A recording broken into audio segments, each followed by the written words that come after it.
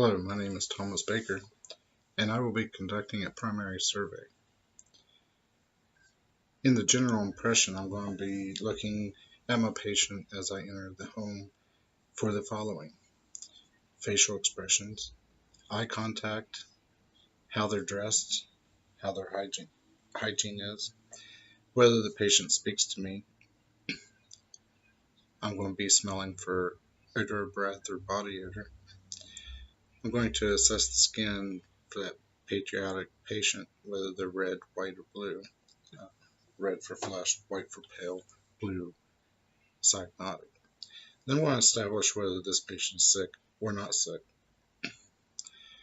I'm going to also look for words per sentences, abnormal sounds the patient might be making, whether the patient is having some retractions or whether they're having nasal flaring. Then we'll determine the level of consciousness, whether they're alert, verbal, painful, or unresponsive.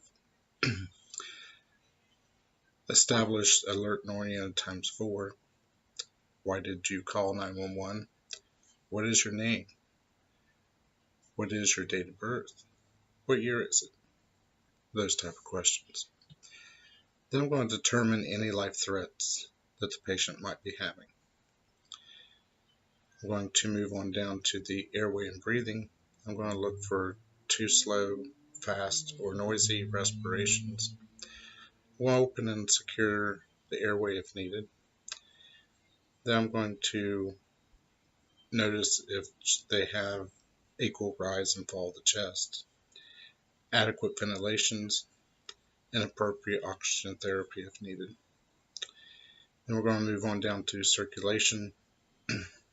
We're going to assess and control major bleeding, if any.